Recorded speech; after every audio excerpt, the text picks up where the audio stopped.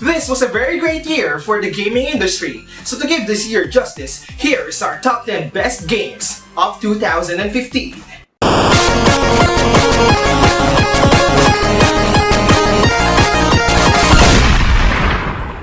A bit of a disclaimer first, this year was teeming with lots of games. So we only listed games that we actually played personally. Also, we've considered games from every platform available. And without further ado, these are the top 10 best games of 2015. Batman Arkham Knight. Now this game had a controversial launch, specifically for the PC. It had problems and issues like any other game, multiplied by the third-party sloppy PC port, along with the repetitive Batmobile integration, and not to mention Day 1 DLC, makes this sound like your typical licensed game. But if you look past that, or if you played it on the console, this game is actually pretty good. Gameplay-wise, this game is an improvement from its predecessors, with better grappling mechanics, combat, stunning graphics, lots of iconic enemies, and lots of side quests, though they were made a bit streamlined this time around, and a bigger open world to traverse in. Not only that, but it lets you play as the Batman one more time in an actually good video game. That in itself is an accomplishment worthy of recognition. Scarecrow's men still have a hostage at the antenna. I should head back there before they do something they'll regret. Atrian Mystery Dungeon. This 3DS game is probably going to be overlooked by other top 10 lists from other sources, but I'm telling you now, this game is one of the best from the 3DS this year. Basically, this is an Etrian Odyssey game with the gameplay mechanics of the Mystery Dungeon roguelike games, where you get to control a party of characters and explore ever-changing mystery dungeons in order to find more loot and equipment to take on higher-leveled mystery dungeons, so on and so forth. Though this game doesn't really have much from the story department, this game offers hours of content and challenges. And yes, this game is frustratingly hard. Every time you die in a dungeon, you lose all the items and equipment you brought with you, making preparation key. Life is Strange. In case you live under a rock, this is a story-driven game about an art student who saves her childhood friend from death by using her recently discovered time-traveling power.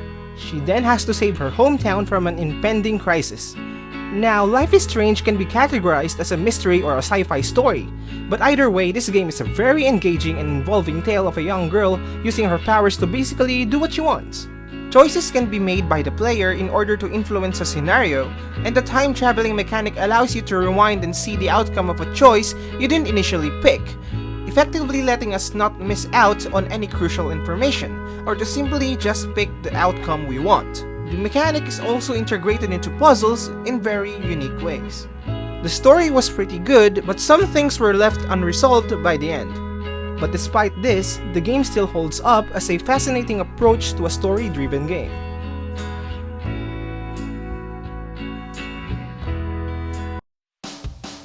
Splatoon. Need I say more?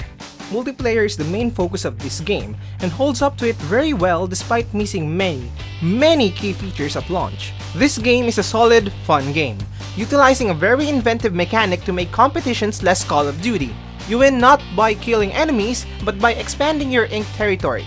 To be honest, it's one of the most unique multiplayer mechanics I have ever seen, and the single-player campaign surprisingly is one of the best parts of this multiplayer-focused game. Need I say more? This game is amazing, very replayable, and overall just plainly fun. Undertale. This game caught us by surprise, and wow, this game is awesome.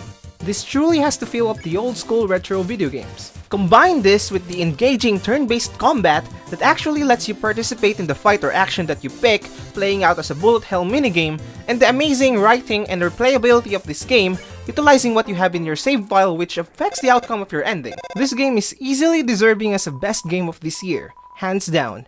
Play this game now.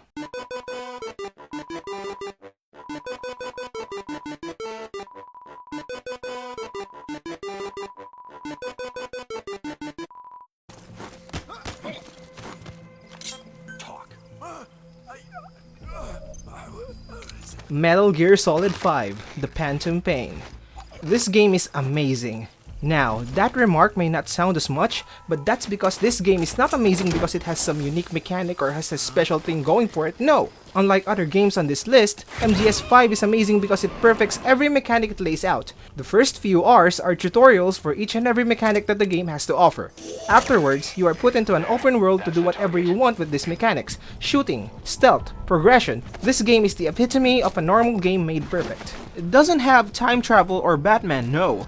This game is a stealth game that caters to all your needs in that genre. Though I'd have to say that the checkpoint system sucks and the story feels incomplete by the end, especially with the leaked Mission 51. Despite this, Kojima, not Konami, has made an amazing game that's worth all your money.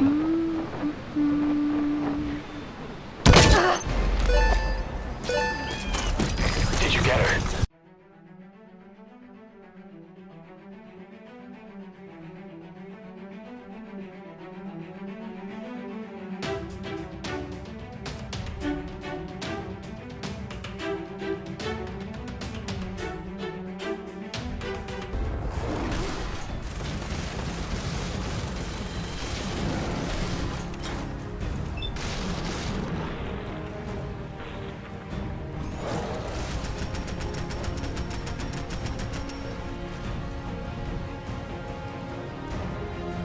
For this spot, we have a tie. Xenoblade Chronicles X and Fallout 4. Here at GagMB, when we have disagreements, we declare a tie. I say X is better, and my editor says Fallout 4 is better.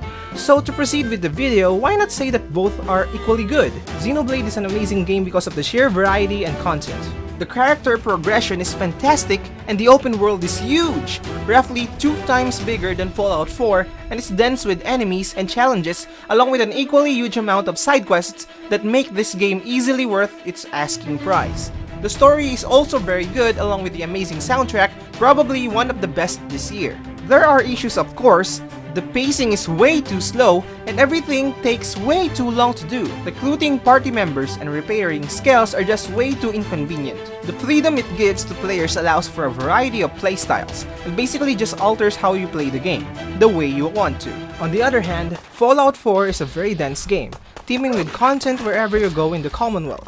This is probably the most immersive game of 2015, giving you options in every aspect: combat, skills, dialogue, story progress, even the color of your UI. But as a Bethesda game, expect lots of bugs and issues. The dialogue also sucks, as well as the streamlined perk system, making this game more casual.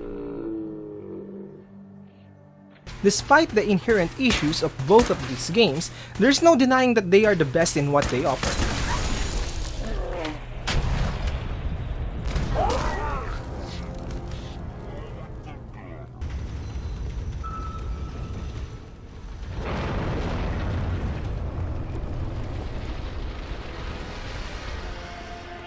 Bloodborne.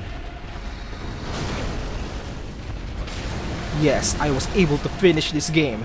Bloodborne is one of the best games to come out of the PS4 this year, and probably the best PS4 exclusive currently.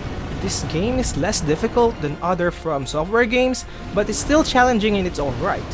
The environmental design, characters, enemies, and everything in this game are just so vibrant, making this world feel alive. The available combat options and customizations with your melee weapons and guns offers a variety of playstyles during combat. So every time you lose to a mob or a boss, there's always something that you can do to improve your play. As I said, the characters and the setting just give off this dreadful atmosphere that's very fitting for a game about dying over and over until you finally succeed just to die again later on. It's a very rewarding experience.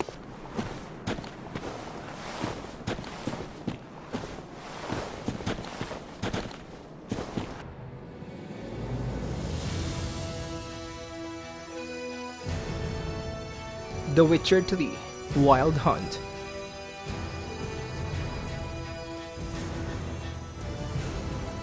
Now this game. This came out earlier than most of the titles on this list, and wow, did it make a huge standard for any other game to release afterward. Will MGS5 be better than Witcher? Will Fallout 4 be better than Witcher 3? This game became a standard for all other games this year, and I'm happy to say that The Witcher 3 stood its ground as the best game of 2015. Everything, From the beautiful graphics, the huge open world, the lore, the excellent story and writing, the challenging combat, the amazing dialogue that just keeps your attention to what's happening, the amount of side quests, the atmosphere, which immerses you into this world as a true monster hunter, a witcher named Geralt, which just hooks you through the game all the way through the end. I can talk about so many things about this game. There's the well-made minigame Gwent, the maturity of the sex scenes,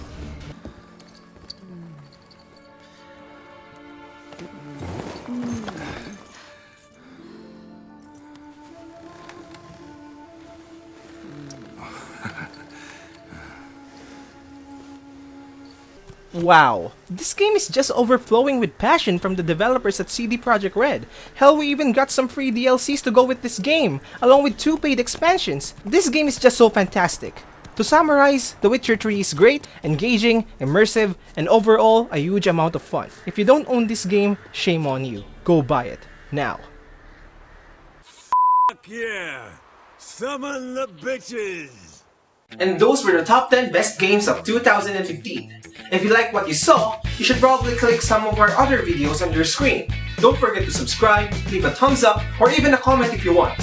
And of course, thanks for watching.